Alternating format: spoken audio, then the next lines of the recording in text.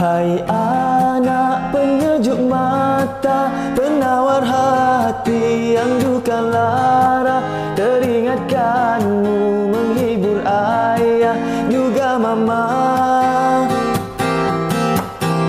Hai anak, kau di antara berjuta nikmat yang dikurnia, amanah buat ayah dan mama, jariah kami dalam menuju ke syurga.